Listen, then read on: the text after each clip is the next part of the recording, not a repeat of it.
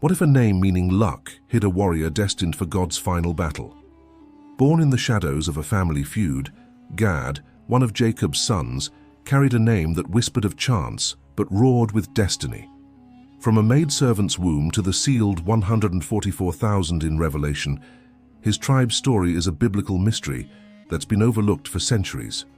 Genesis calls him a son, Jacob calls him a fighter, and God calls him faithful. Who was Gad really, a forgotten son or a divine weapon? Let's uncover the truth behind this enigmatic tribe, a story that might just mirror your own.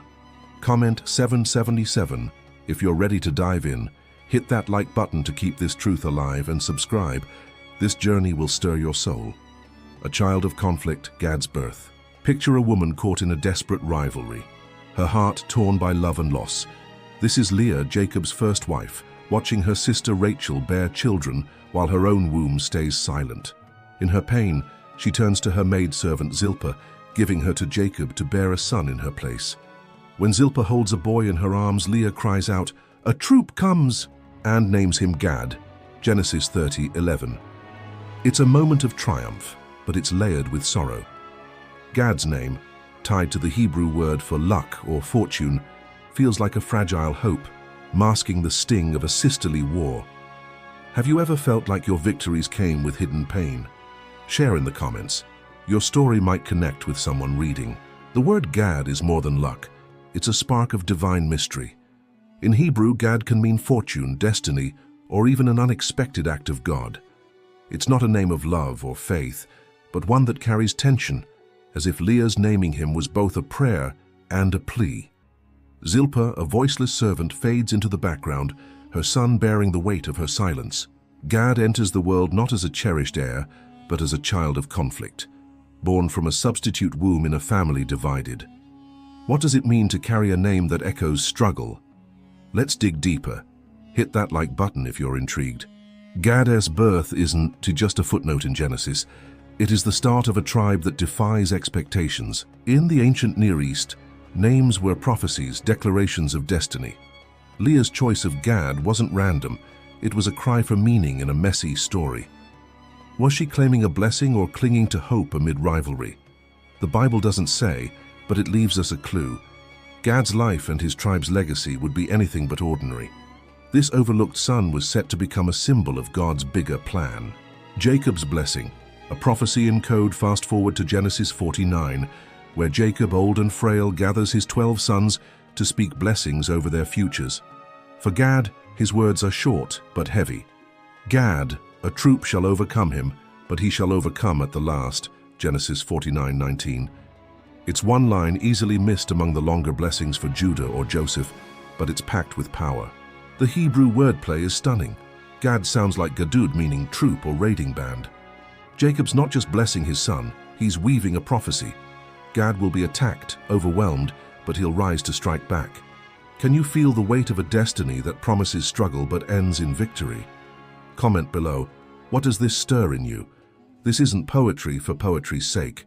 It's a coded oracle. Jacob's words paint Gad's tribe as warriors, battered by enemies but never broken. The structure is deliberate, suffering first, triumph later. It's a pattern woven through scripture, from Joseph's slavery to Jesus' cross. Gad's blessing is a promise that his people will face battles but emerge stronger. What if your hardest fights are setting you up for a comeback? Share your thoughts in the comments, and let's keep unraveling this mystery. The brevity of Gad's blessing doesn't mean he's less important. In Hebrew literature, short lines often carry deep wisdom, like a single spark igniting a fire. Gad's destiny is conflict, but also resilience. His tribe would live on the edge, not in Canaan's heartland, but across the Jordan, in a land of raiders and battles. Yet they'd stand firm, proving God's faithfulness. This is no accident. Gad's story is a divine blueprint, a shadow of battles still to come. The tribe of Gad, warriors on the margins. Gad's tribe wasn't destined for the spotlight.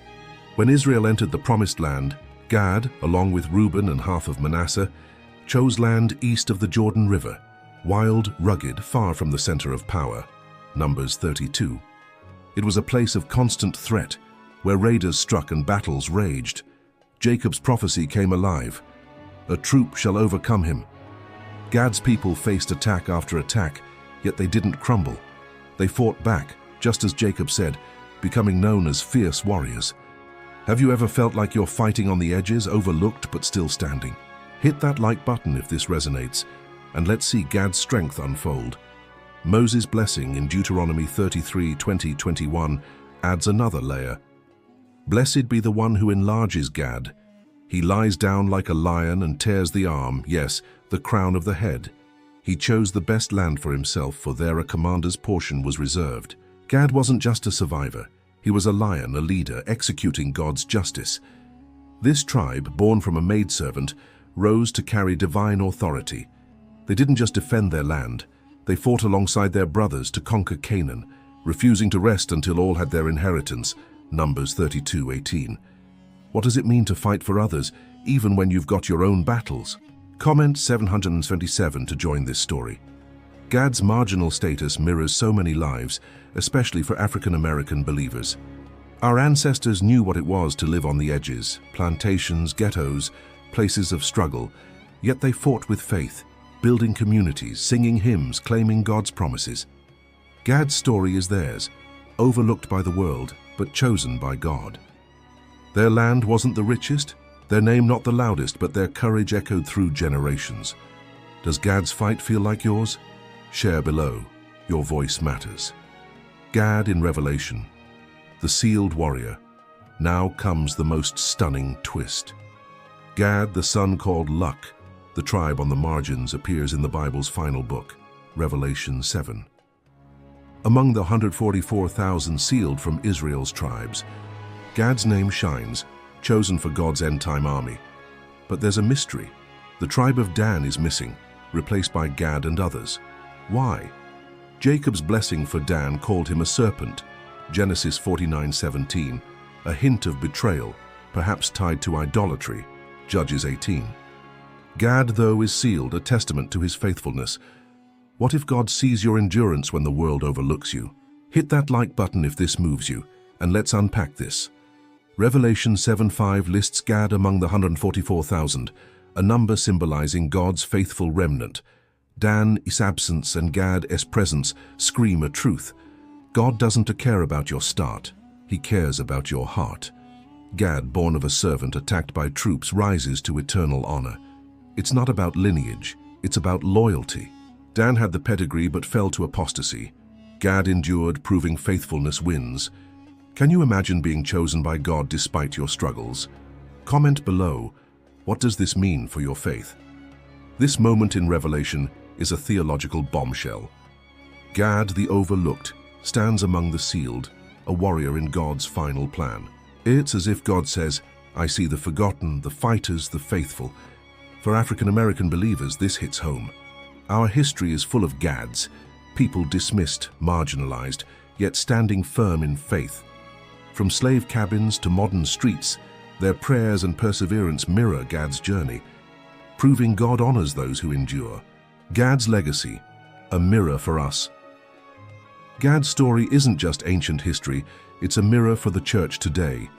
Jacob's prophecy, a troop shall overcome him, but he shall overcome at the last, is our story too. The church, like Gad, faces attacks, doubt, persecution, temptation. Yet we're called to fight, not in our strength, but in God's. Gad's tribe didn't chase glory. They fought in the trenches, stayed faithful and won. Are you ready to stand firm, even when the world pushes you aside? Share your thoughts in the comments. Let's inspire each other. Gad's life reflects the Christian journey. Suffering first, victory later. Jesus said, "In this world you will have trouble, but take heart. I have overcome the world." John 16:33. Gad's battles, his marginal land, his sealed status, they point to us, the church, called to carry God's justice with humility and strength. Like Gad, we're not always in the spotlight, but God sees us. He seals us for his purpose, just as he sealed Gad. What battles are you fighting that God's preparing you for? Hit that like button if this truth stirs you. For African American believers, Gad's story is a powerful echo. Our grandmothers prayed in fields, our fathers marched for justice, our communities held fast through trials. Like Gad, we've been attacked, but not destroyed. overlooked but not forgotten. Gad's name, once luck, became a banner of resilience, a reminder that God turns pain into purpose. Does Gad's story remind you of your own fight? Comment 777 to join this journey, and let's keep it going. A call to endure Gad's mystery is a call to endurance. From a maidservant's son to a sealed warrior, his story shows God's heart for the overlooked. It's not about how you start, it's about how you finish. Gad was born in conflict, attacked by troops, yet stood among the 144,000 because he stayed faithful. His life asks us, are we ready for God's final battle? Are we fighting with faith, trusting His plan even when we're on the margins? This isn't just Gad's story, it's ours. Every trial you face, every moment you feel forgotten, is a cherith, a place where God's shaping you. Gad's tribe fought for their brothers, carried God's justice, and stood sealed in eternity. You're called to the same. Are you preparing for your place in God's plan? Subscribe to keep uncovering these truths. Share this video with someone who needs hope, and comment 777 to stand with us. Thank you for diving into Gad's mystery with me. May his story stir your faith, strengthen your fight, and remind you, God sees the overlooked and He's calling you to overcome. Until next time, keep standing, keep trusting, keep shining.